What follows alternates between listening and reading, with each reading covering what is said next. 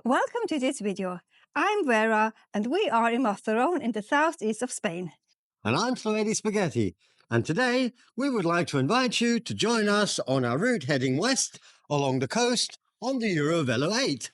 So let's do this and see what we discover. And off we were on a fairly chilly morning in early April. The sun was shining, the beaches were empty, save for a few fishermen preparing to dip into the calm sea.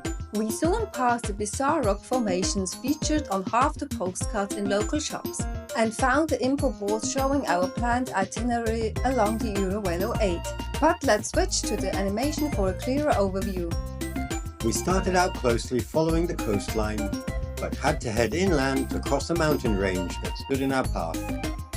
Then we returned to the sea and continued along the Mediterranean until reaching our destination, Águilas. The sand-colored mountains, scattered with shrubs and bushes, made for a scenic backdrop and set the tone for what we expected to be an exciting stretch. But as we entered the protected nature reserve of the Sierra de las Moreras, home to rare flora, fauna, and surprisingly, a few nudist beaches, it quickly became clear that this section would be more of a strenuous trek than a relaxing cruise. Rough surfaces are typical for cycle paths in Spanish nature reserves. The trade-off? Stunning natural beauty. So while progress was slow, it was definitely worth taking our time. If you happen to have a passion for geology, cycling here must be a thrill. The exposed rock layers, with their varied colors and textures, back for closer inspection. We didn't pay much attention back in school, so we couldn't tell you what's what. But we were still amazed by the vibrant palette.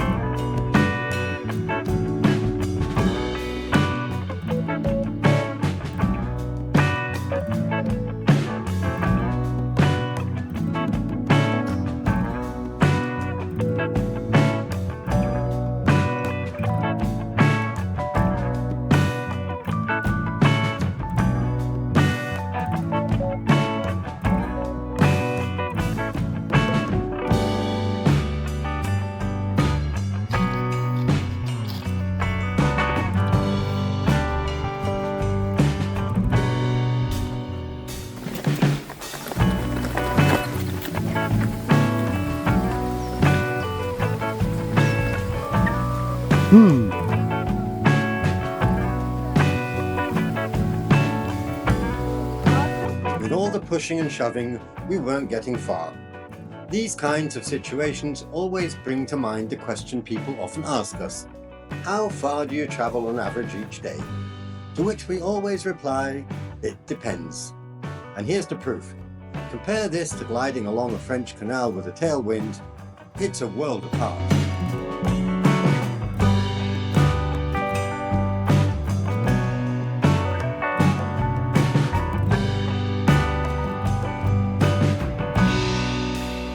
Even this couple we shared the campsite with the night before were struggling just as much. And they were on mountain bikes. So much for having the right gear.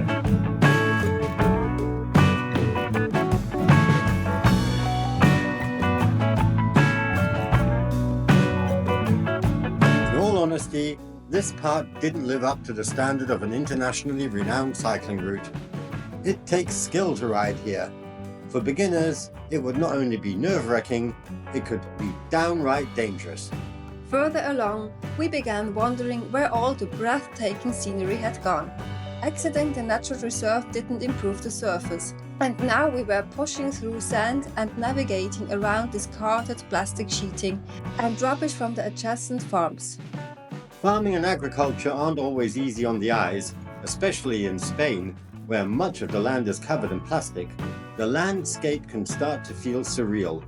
less like a source of food and more like a massive refugee camp.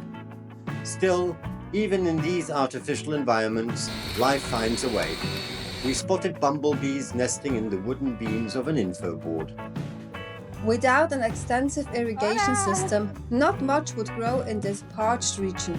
But this past winter, Spain saw record rainfall and severe flooding. The silver lining? A rare explosion of wildflowers. The sudden color everywhere made us quickly forget the struggles we just endured. And soon we were back on smooth tarmac, finally rolling forward.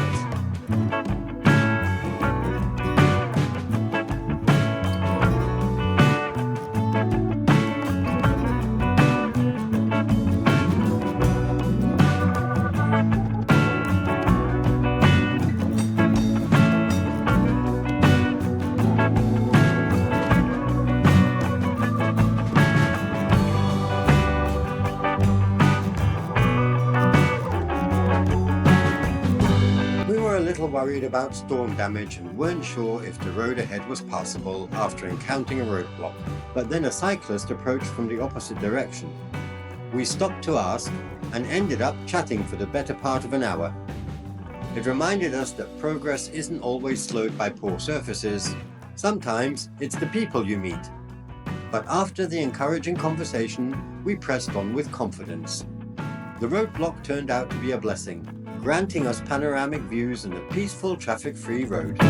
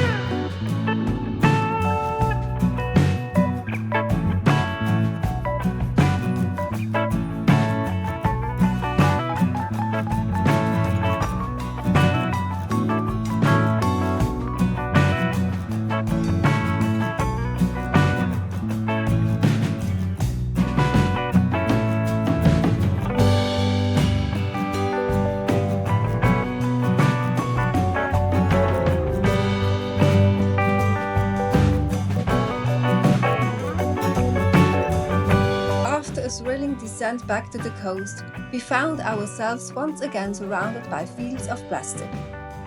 In others, harvesting was underway, and we witnessed scenes that rarely come to mind when buying groceries. Migrant workers under the hot sun, dressed head to toe without sunscreen, doing repetitive and exhausting labor. It was a sobering reminder of the inequality embedded in the food system. Most Europeans wouldn't endure this for the same pay, yet these workers depend on our demand and are often left vulnerable to political pressure. Sometimes, cycling brings these realities into sharp focus.